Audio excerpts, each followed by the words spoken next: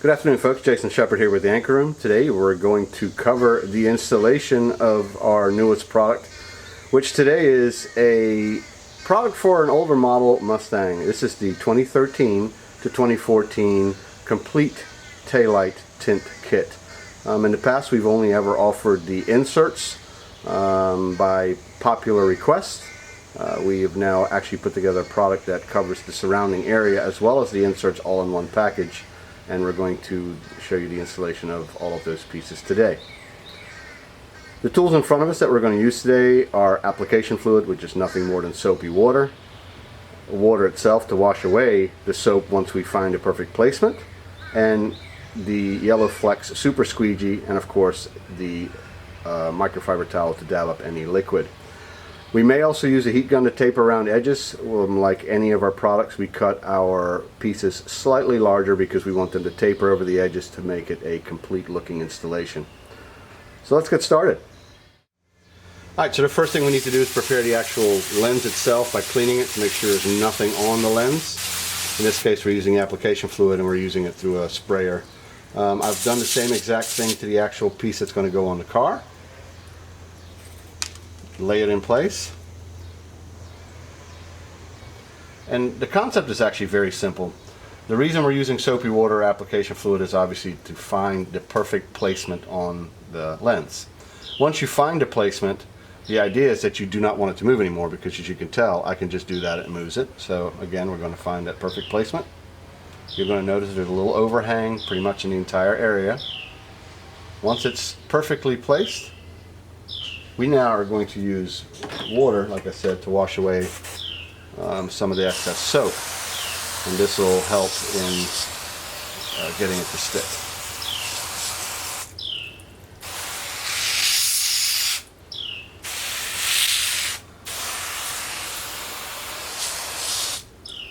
Alright, once we're in this position, we'll take our squeegee. I'm just going to start in the center panel. As you can tell, it's still actually moving. I'm going to hold it down with my finger, a couple of fingers, and you just need a certain point obviously to get started, so it'll start to stick.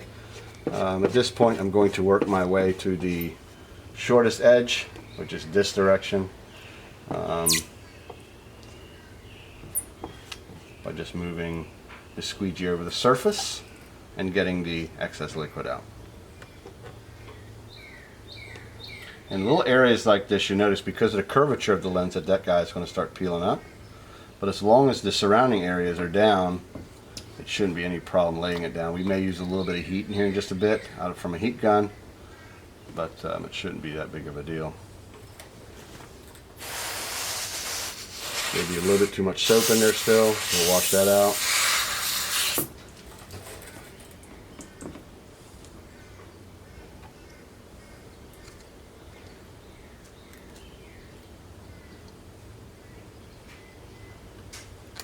And you can always peel it up a little bit if you need to reposition it.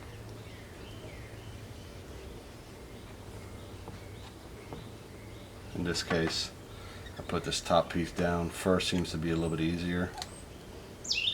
And I'll work my way down.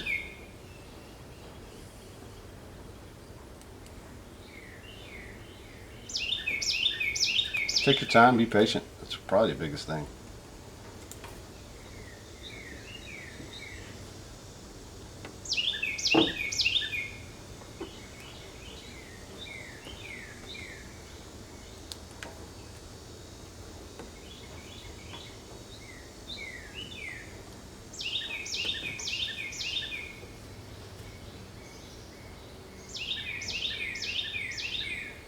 As you can tell, the more liquid that you get out from underneath the panel, it'll start to stick. And if you do end up with pieces like this, we call those fingers. Heat from a heat gun gets rid of those guys pretty quickly. But even on a decent summer day, I believe today is about 80 degrees out here, continue to work on it. And again, you're using this to get rid of the excess liquid. As you can tell, it eventually will start to lay down. Just need to work on it just a little bit by a little bit. And I'm almost intentionally not using a heat gun because I kind of wanted to show you that it's not an absolute necessity. You just got to keep your eye on the areas that may require a little bit more TLC.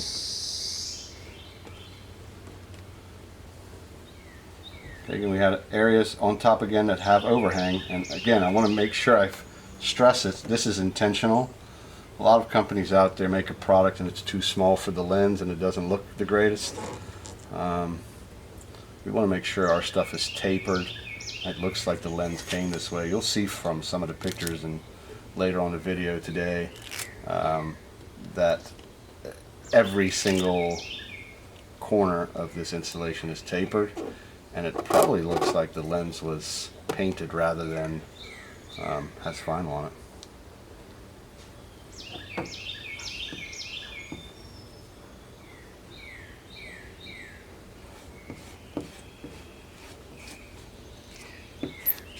This lens has a little bit of curvature. It's not too bad, but there's a few areas obviously that you need to pay attention to. This top area seems to going to be a slight issue. Just work your way around it till you get to the end, and you'll notice it's no problem.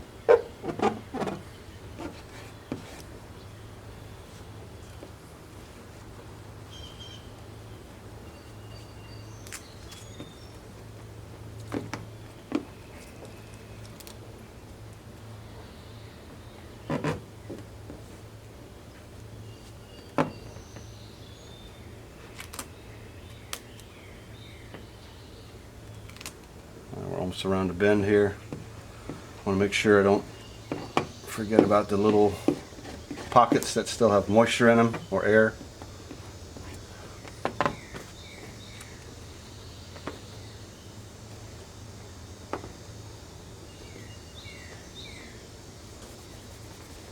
And I apologize if this is a longer than usual type of installation, but I wanted to make sure that you got to see everything. There was nothing, no voodoo here as to how this is installed. Oops. If there are still some areas like you just noticed it slipped, you can obviously add some more water. This is still probably a little bit too much soap, but do remember that when you wash away all that soap, that she will start to stick a lot sooner.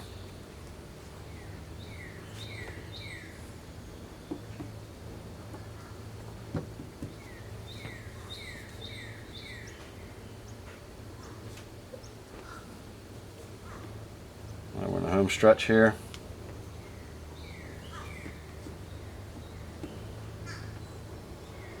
And this is where we're going to fire up the heat gun.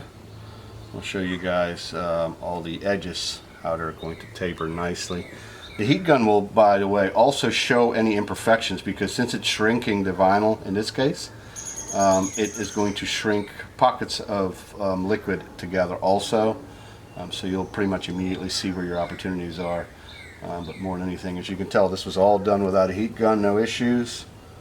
We're just going to, like I said, taper it to make it look a little nicer. I'm going to fire up the heat gun here and finish this off. The idea here obviously is to apply a little heat, work the material in, and then work your way around. We'll do the inside pockets first. You see that area in there, and you literally can just, even just using your finger,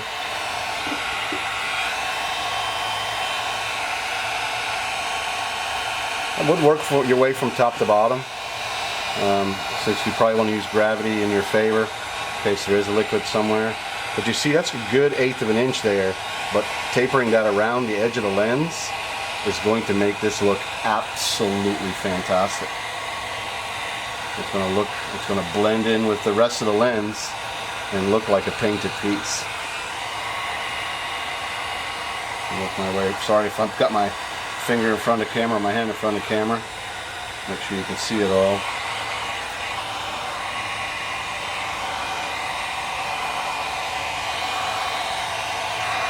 Right, around the bend here. Alright, now the outside perimeter is done. I'm going to take care of this guy right here. The next one's right here. Doing the bottom last, like I said, gravity last.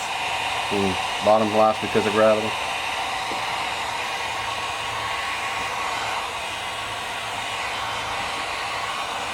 Alright, now the outside perimeter pieces are done. I'm going to show you how to install the insides, which are honestly even easier. They're perfectly sized with a slight overlap again to make sure everything's covered. So if you wanted to leave it like this is obviously is one option where the center lenses are still uncovered. So I'm going to show you what it looks like doing the other ones anyway. Here we go. I just sprayed some application fluid. I had two of these in my hand at the same time, so. And ironically, I put them on my hand backwards.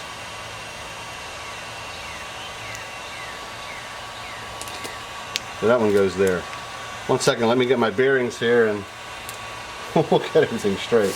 Alright, so this is the larger piece. It's going to go in here. You can just line it up, the top and the side, and then the rest of it should pretty much fall right into place. If it is application fluid you're using, there we go. You can then hold it in place. Use the soapy water to wash out the excess soap, and it then will stick. And in this case, you're not going to be able to fit a squeegee in here, so I would work your way from the center out with your fingers. All right, piece number 2, got a little application fluid. Find the perfect placement in the center. Use water to wash away that excess soap.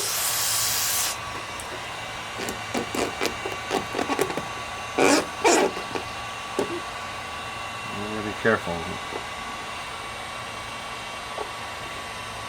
Alright, I think I buckled this one, but I can still work it out, I'm sure.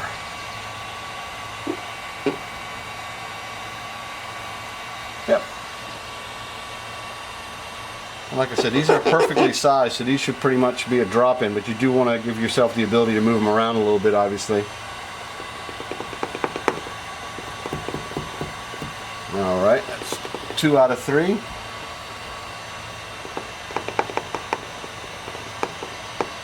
Let's see if I can fit a squeegee in there to get that one little guy out. Oh yeah, worked nicely.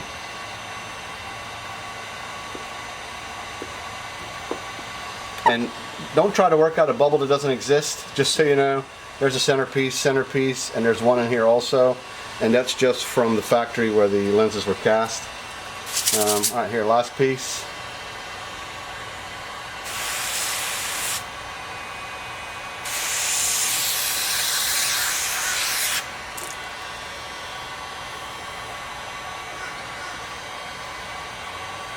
And honestly, that's pretty much almost a done deal.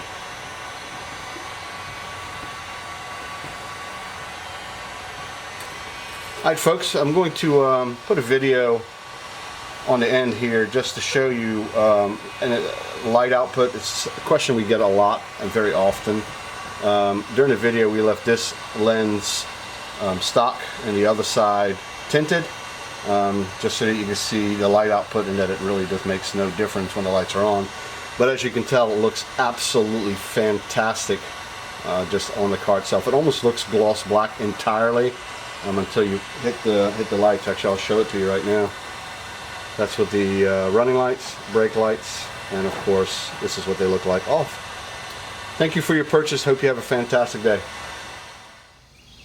Okay, folks, just so that we can cover this also, since it's a question that I know will arise, and I wanted to go ahead and just show you exactly what the light output is with and without.